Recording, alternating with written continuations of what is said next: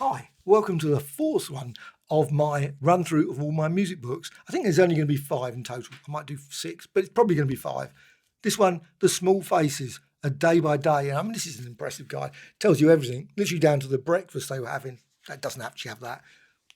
Would anyone want that information? Maybe not. Small Faces perform evening show at Wellington, also East Ham, and so on. It's just literally all what they were doing, all the records they were producing, and so on. Lots and lots of great information about the, of course, brilliant mod band, the Small Faces. So there's that. This one, rocking around and around Croydon. Obviously a labour of love. Croydon. Croydon's a great place. I love Croydon. Went there in the 70s a lot. Great shops in Croydon. Got lots of the Sniffing Glue fanzines and those sort of ones. I just loved going to that bookshop in the shopping centre. Didn't go to any concerts here though, but this book is full of some great concerts all the way through, and also all the information about the bands, about jazz, about this, and all just a lot about Croydon. Rock, folk, blues and jazz, 1960 to 1980. Now this book will take my arm off because it weighs a ton. Ooh. It's a 2-parter. Luckily, he didn't put them all in one volume. The book would be massive. A History of Soul LP, and that's by Johnny Lias. And wow, no pictures, but it is literally just full of every single soul LP you could ever imagine. I actually haven't got hardly any of these, if any, but they're so obscure probably. I mean, they're really, and this has got lots of information about the charts, the Billboard charts, all those sort of, obviously the publishers, all that sort of stuff. Just brilliant. Everything about all of the information you could ever imagine about soul. I have got the volume 1 somewhere. It will turn up in a sec, I'm certain. This one's lovely. Rock Family Tree. I just love this sort of book. You can spend hours looking through this, and I have spent many hours looking through this, and you've got following all the various bands. It's a bit like the ones that I used to go get with football. And you could see all the leagues and you'd follow, that's where Everton was, or Manchester United was, Coventry was, whatever. But it's a similar sort of thing with music. This one you got here, Crosby, Stills and Nash. The things you spend lots of time pondering about. Deep Purple. I'm actually going to go and see Deep Purple, hopefully, tonight. Not Deep Purple, but the tribute band to Deep Purple. But I'm really looking forward to that, with Led Zeppelin mixed in as well. That should be absolutely brilliant. So it's got everything. Richard Hell, Chelsea, seen them. Oh, Clash, seen them. Loved Clash. Generation X, never seen them. Adverts, seen them. I love punk music. I was really into punk. And we had lots of punk concerts in Maidstone. Loads of bands turned up. As well as, of course, I got more into heavy metal afterwards. Things like Def Leppard and all those sort of bands were turning up. Loved seeing all those. And this book is great because it's full of all that sort of, fairly interesting information about the Damned and those things. Never seen Damned. No, didn't see them ever. Eddie Hot Rods, never seen them. And then on to the Animals and Adamant, etc. Never seen Adamant either. This one's more about the Beatles. This is Beatles and Some Other Guy. This is the early 60s and goes all about the Cavern, as well as loads of really obscure bands, the Galvanizers. And it gives you details about them. Obviously, some of these probably maybe never released a record. Maybe they had one record or not. Don't know. But Sunny Webb and the Cascades, and you can see following all the various people through the various bands. And you've got their Escorts, the Swinging, Blue Jeans. I've heard of them. And many, the Georgians, the Kingsleys, and so on. So this is a lovely little book if you're interested in the Beatles, which I am. So the mods, this is superb. The New Religion, the style of music. This has got everything. Just packed solid with so many, just posters, all the various posters of concerts. Lots and lots of obviously great images of all the various people at the time. Their recollections as well, the labels, all the various people, the musicians, the evolved fashions. Also, again, more there, the Ricky Tick. That's great. And now, what a great name. And also, obviously, there. Brighton, is that Britain? Britain Pier. Britain Pier. It's like Britain. That's strange. It doesn't say. Where does it say? It doesn't normally say. It has puts comments normally. It's very good at referencing where it is, but I can't see that. It's just a backdrop or something. Anyway, you got dance things, all the different moves that you could do, and obviously lots more information about all the clubs and much. This is just one of the best books about the mods. And this one's amazing. Love this book. This is just weird music, wild and tender. righteous folk music, folk rock, and also these sort of things. Orenta. I love the music. Some of these, you look when you, and I've actually gone through and I've ordered and bought some of these ones. And I think they're just great, absolutely superb. You can get them on CD, and wow, just stunning, stunning weird music. Not all. I don't know about this one. That might be very good as well. Musically Mad, but also Spade Cooley, whoever he was. Accordion Hits. Not certain I'll be rushing by that. Accordion Hits. Well, I suppose it's very good. But there's loads of other ones as well. It's got just page after page, and it's a real great resource for just looking through and thinking, oh, you know what, I'll try that. Oh, Henry Mancini. So you can see there, the Latin sounds of, or Soundsville. Loads of albums to check out, but those ones are really good. Music Out of the Moon. Those ones there. Unusual feature. I can never say that. Theremin. Themes. Pretty odd sound, but still absolutely fascinating. This one's another one of these ones, and this is Limbo Party. Very useful if you're doing a limbo party, but you got some music for it as well, and Mallet Mischief as well. And again, tons and tons of information. All the people obviously who collect these talking about it, as well as all the various things. How do you decide what to collect? I must admit, I never decide how to collect. I just, that looks great. I think yes, and then maybe I go home afterwards and think, why didn't I pick that up? That's my usual technique. And there's also obviously some showing their records. I mean, just wow, what a great collection of records. Now, some of these probably don't turn up that often in the UK. So, Music to Burn Your Oil By. Not certain that's a great title, but anyway, who knows? Someone likes it. This one, Girl from Uncle. Wow, didn't even know there was a music album for Westminster Pop Sampler. Huh? What, Westminster in House of Parliament? That would be weird, wouldn't it? Westminster Records. No, it's Westminster Records. Suddenly I thought, that's strange. Oh, there's Baxter there. And so on. You can see that's some great music as well. I really love that. Barbarian. Don't know about that one, but I'm certain it's brilliant. I've got quite a few of the albums of those on CD, I should say. That's the great thing about the CD collections. Now, a lot of these records are virtually impossible to find. So the CDs are great to pick up. And, a lot of these books are quite hefty. The Beatles, the complete Beatles Chronicle. Now, slightly confusing. There's been a few different versions of this. I don't know if this is the latest or if there's been more since, but it's just a fascinating guide to the Beatles. I think he did one where it was all more about the actual sessions, but the details, I think, of those are also included in here. So you've got 1962, the Beatles, but it's just full of so much information about the Beatles. I don't know if it needs to be updated because there's so much, loads more information comes out, and you think, is that complete now? Maybe sometime there will be another. I'd probably buy it. I'm quite certain I'd go back because this is just a great book. Absolutely superb. And you've got the Star and the Beatles radio station kilt, as well as also like what they were doing on Saturday 14th August 1965 and so on. And also the recording sessions as well. You can see there, obviously the various retitle. I don't know, I want to tell something. Just about, sometimes the writing's very hard to work out exactly what. And there's a lot of hefty books in this batch. GLAM, When Superstars Rocked, Superstars of the World. It's an unusual title, but still, 1970-74. And this is a lot similar to the mod ones. It's just like full of some great pics all the way through, showing lots and lots of things like the magazines, the papers at the time, disc, as well as posters.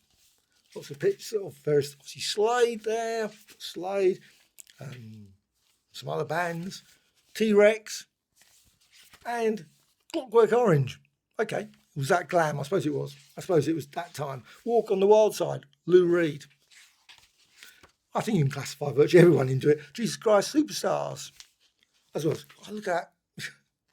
Love it. The litter problem is in our hands. Keep Britain tidy. Now, that'd be a t-shirt to get, wouldn't it? And lots of other ones. Oh no, I won't turn over that page. Sweet. We want the sweet. And obviously those, I remember that one, Pop Swap. Yeah, I remember that. Mud, Tiger Feet, of course. Sweet, the 16s, Burn on the Flame. Don't remember that one at all. The Beatles, 1963, A Year in the Life. Omnibus Press. I've been reading so many great books out. I quite often pick up their books. And I don't keep them all. Because sometimes I read them, I think, that's good. I've read it. That's it. But this one, definitely, I will be keeping. And it's just full of so much information. Lots of posters of, obviously, all the various events. people's recollections of all the events. Literally, this is a day by day, near enough to the point of talking about people's breakfasts and those sort of things. But it's just full of so much information about what they were doing, the skiffle band, loads of things. And it's also got lots and lots of there, more, obviously, the concert tickets as well. I mean, wow, having a concert ticket, the Beatles, Wednesday, 20th March, obviously, people gain all their recollections of going to the various concerts, 21st March. All 1963, because 1963 was obviously a magical year with the Beatles, as was 64, 65, 66, 67, etc. But you've got another one, Beatles there. And you got here, plus the Jimmy Crawford, I think that's Crawford, package show, Lance Fortune, The Messengers, Rockin' Henry, The Vikings, Jimmy Crawford, The Vampires, The Hayseeds, Michael London. I have to say, I've never heard of any of them. Oh, well, sorry about that. It's terrible, isn't it? Oh, the Beatles, this one, the Ritz Ballroom. Now, they did some unusual concerts that year because, of course, they were broke and suddenly went mega. But they still made, obviously, these sort of contracts to appear at some, so they would appear at some really weird places. But they had to, for contractual reasons. And, wow.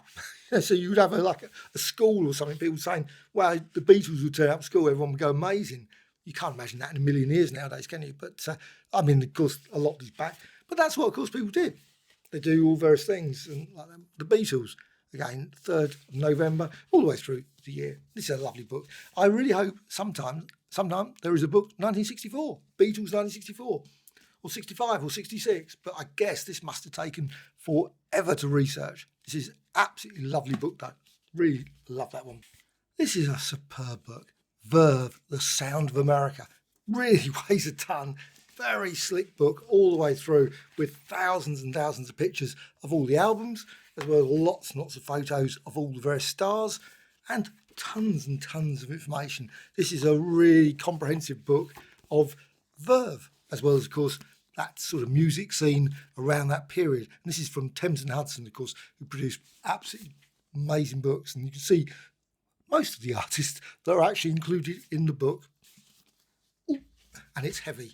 Very, very heavy book. And this is a lovely one. Mod, a very British phenomenon.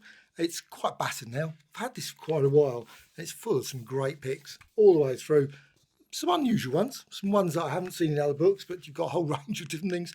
Like, looks like tights as well. Everything gets included, as well as, of course, the good old newspapers. The Daily Mirror. Can't be a good old Daily Mirror in there. The Action, and many others. But this is a real nice one about mods. Now, this is not particularly a book. This is obviously a set of magazines that came out. I don't know when they came out, about 73, 74, that sort of time. And you can see there, it says one of them, Story of Pop. Encyclopedia, 40 weekly parts, 30p every Thursday. I remember when they came out. I remember, of course, they always came with these sort of binders. And you could put them in, obviously. I had quite a few of these. I collected not this series, but other series as well with some sort of, and of course got Bob Dylan there. They would cover different artists, obviously Jimi Hendrix that week, and obviously San Francisco, Stevie Wonder. So it was quite a really, well, I thought it was quite a decent insight into the music from that period. Story of Pop. Now, I don't know how many other binders there are, but that's the only one I've got. Punkzines. This is British fanzine culture from the punk scene, 1976 to 1983. Now, I bought quite a few of these when they came out. Sniffing Glue, must admit, Kingdom Come, not particularly familiar with that. Panache, I vaguely remember that one, but Sniffing Glue definitely. And also, remember the Nuggets album there. And also loads of other ones again. Sniffing Glue again turns up. But Bored Stiff, I remember all those. And I created my own as well. I mean, it was so easy. You just obviously photostats and things, and you sort of combine 48 thrills. I was always combining my reviews of various things. There's nothing really changed. I love doing reviews. I loved doing reviews back then. Now, no one will ever see them because they no longer exist, which is sad, really. I wish I kept them, but still, I didn't. I think I gave copies. I did produce a few copies, to my mates, and we sort of similar punk friends, but they never went any further than that. They were never serious magazines. But I just enjoyed doing it. It was just great. And also I did produce this massive mega list of all the punk bands that existed, which probably included like the Beatles and things, which I'm certain were not punk in any shape or form. Modern world. Now, I'd be quite surprised if I suddenly found a copy of one of my ones tucked away in this pretty vacant Wall City Rocker. I say, it never got any further than my garage kind of thing. That was about as far as it got, like the punk band that I had or formed with a couple others. That was great. I love that period. Anyway, completely off on the subject. So Skins, Suedes and Styles from the Streets, 1967 to 1973. This is again from the amazing Paul Smiler Anderson, as well as Mark Baxter. And it's full of lots and lots of course, these loads and loads of things about the clubs, all the various catalogues and music. I love those sort of ones, catalogue in this country. And you've also got Sue Records, of course. That was quite a famous one. And it's got 1967 people's recollection of the time, as well as, of course, lots more pictures of all their various bikes. You can't, and then even more pictures, and it's just full of some great pics all the way through this book. So this one is definitely worth checking out. I've done a review of this a couple of years ago, but I love it. Absolutely brilliant. So that one's that. Oh, let's go for King's Road. They're not particularly a music book, but at the same time, it does include, of course, a lot of the music and fashions of that period. So you've got here lots of details about all the various, obviously, King's Road, probably obviously in the 19th century, 1913, etc. So you can see it's not all about, but it certainly does start to, after a while, get into the sort of music period that I think about 1960s, 1970s. And it's got also those lovely pictures like that, Raver's Map of London, as well as Swinging Doors, obviously Diana Doors, and Zigzag. Remember that issue with, obviously, punk period? And you've of course got other ones there all the way through. Lovely little book. King's Road, of course, there's old Twiggy on the front. Now this one I haven't read. I will read it at some point. Certainly famous person. Well, obviously famous brother, Mick Jagger. This one's Chris Jagger, so it's got lots of details. I have flicked through it, but I haven't actually read it properly. So it's one of those ones, but it does include, of course, lots and lots of different bands and mentions of the music scene. And I am looking forward to actually sit down and read this at some point. This one I loved. And again, this is actually Pattie Boyd, of course, this married to George Harrison, etc. Well, she was married to Mick Fleetwood. And this fascinating book, really, really good book, well written. Loved it all the way through. Lots and lots of details about the 60s. So it was just a fascinating read. And also, there's a few pictures, but not many. But still, obviously, some of the... Let's just go back a bit there. You can see there's people there. But it's definitely worth checking out. I think it's available now, but should be available in paperback as well. But this was the hardback one. A Journey Beyond the Muse, as it says. Stone Age. I quite like this one. This was a nice little Rolling Stones book, 60 Years of the Rolling Stones. I've got a few books about Rolling Stones over the years. Some I've got rid of, some you just can't keep everything. So, but this one I really quite like, and I think this is just a fascinating run through of the 60s, 70s. It goes into quite a lot of detail. And, well, I found it definitely a decent read. And also it's got a lot of background about the times as well, which is always quite interesting. I think sometimes it's really bad when you get a book and it doesn't reference some of the events that were actually happening at the time, so you put it in context. And this one is definitely a decent one, Stone Age, 60 Years of the Rolling Stones. There's another one. And this one is Rock and Pop on British television. Now, this wasn't exactly what I thought it was going to be. I mean, it's obviously about the subject. You can see 6-5 special, Oh Boy, Top of the Pops. I mean, it mentions all those shows, talks about them, but I was somehow expecting something slightly a little bit more sort of, with lots of lists showing more details about all the various bands and things that turned up on it. But I mean, it's still quite nice. Love that. The Beatles paid £5,000 for their work. I don't know what show that was, but also be frustrated at the BBC's decision with All My Loving. I love that one. Tony Palmer. Yes. All My Loving, an omnibus, and it talks about a whole load of different Old Grey Whistle Test, of course, and Top of the Pops, and many others. So it's if you're interested in rock and pop on British television, well, not exactly what I was expecting, but it's still a decent book about something you see obviously later with Jules Holland, which I must admit I love watching. So Brit Awards, as well as, actually, it's weird, doesn't mention Eurovision Song Contest on there, which is strange because, well, that should be on there, I think. This one's an interesting one. Beatles goes through all their records, obviously the 60s, talks about all what's happening at the time, but it does a breakdown by record. So I saw her standing there. She Loves You. Obviously, some songs probably get a lot more than other ones. I'll Get to You. There's not much about. must admit, someone turned around and say, what does that sound like? I was thinking, no idea. But there are some here, obviously. I don't want to spoil the party. Even that one, something I was thinking, okay. Honey, Don't. Of course, with Beatles, they did 200, 300, whatever it was. They did so many songs. And you think to yourself, okay. And then quite often this book is quite good because you go back and think, I must have a quick listen to that one.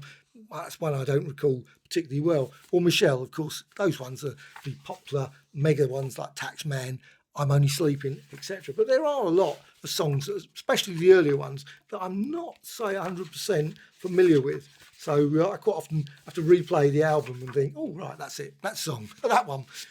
And that's probably the reason when you read it, you think, yes, it was only wasn't the most substantial song sometimes. But most of their songs were brilliant. The best band, as far as I'm concerned, ever. And it's something about the Beatles. So here's the Beatles. I had one of these ones I bought, just saw it online. I thought, that sounds interesting. Slightly different from what I was expecting again. But still, it did actually have some interesting bits, all the various information about the Beatles, contents, as well as obviously some artwork that's obviously been slightly drawn over. The contents, the fan clubs, Ringo the Facts, July the 7th, 1940, how much he weighs. Weight, 9 stone, 8 pounds, apparently. Then, obviously, at that precise moment, that was what he weighed. The Cavern, Liverpool, it gives you obviously some details about that, as well as some pictures about the obviously Beatles and people coming in to the cavern. George sings in the cavern where it all began. And also lots of other pictures as well. So it's an unusual little book. And also Beatles discs, so you can see there. And someone's actually written in, Can't Buy Me Love, and it's been a hard day's night. That's interesting, the way I put it. It's been a hard day's night. Hard day's night, they put down obviously the LP there. But All My Love in, Beatle number 1, EP, etc. I love those EPs. They were always great. Now, this is a weird set, and I've half minds about this. I've really thoroughly been enjoying this series, and I probably will buy subsequent ones as well. And I think it's great the way he's combined a lot. It's very well written, and also combining sort of the current events, obviously for the time. And but it's year by year. So you've got 70, 71, 72, 73, 74. So it does actually you probably could have crammed it all into Bowie Odyssey and come out with a 1,000-page book. And then, of course, it would, but instead, spread it out. This is omnibus press. But they're great. I still think they're very good. I've just got this one. Let's just quickly go through one anyway. Bowie Odyssey 74. And it goes through the year and discusses. And I like books about the year, but this really does because it's not the biggest of books, it's about 150 pages. So you're talking about 10 years that you could obviously put into, about a 1,000-page book. But it does go through all the various events that were happening all the times. Just interesting about the other, obviously David Essex just mentioned there, as well as David Cassidy. So you sort of get a real feel. It's, I'd say, a decent book, perfectly reasonable. But it's, I think I bought mine for it says £16.99 on there. I think mine was about £10 or £11 or something online. But it's good. Now, I really, really loved Lush at the time when they came out. And I just got this book, Mickey, I can never say her name, Bereni, Fingers Crossed. Very, very interesting read, that book. So great. Not many pictures, but there's a few pictures. Let's just go and turn to the pictures. So you can see that. So you know what I'm talking about. I'm certain you probably know who she is. You must do. Lush. I mentioned that to my friends. The reason I only mentioned that is so I mentioned the group and they go, who? Yes. They were great. I really, really loved them. And they were quite successful. They had quite a few, back there, a thrilling, moving, essential book for anyone who grew up love of pop music. And definitely is. It's got an absolute joy all the way through it. Thoroughly brilliant read. This one, I've yet to read. I will actually get around. Me. You can't beat a title that says Me on it. Elton John. And it does come with some pictures and things. There's some pictures obviously of Elton John and all the eventful of his life.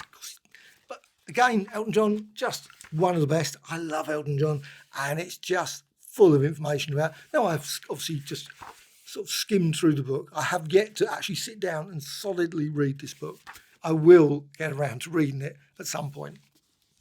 I think I got it. Obviously, when it came out, but I guess obviously with Rocket Man, the film as well. And also I've been doing some songs of Elton John. We did Don't Let the Sun, all that sort of stuff. And Rocket Man as well, Tiny Dancer, all those sort of songs. Love singing those in my choir. So Ravens, Ravens Upon the Thames. This is a real good one. The Untold Story of 60s London. And it's a fascinating little one there's a plane just going above, always the way when you're doing the end of a video. In swinging London hotspot, Carnaby Street, Kings Road, etc. Add Richmond upon Thames. And this one, the Crawdaddy Club. And wow, really enjoyable read. Lots and lots of pictures, lots and lots of information about that time, that 60, 61, 62, that sort of 64. You can see their lovely picture there, as always, of the Thames. But this is a great little read. The Ravens Upon Thames by Andrew Humphreys.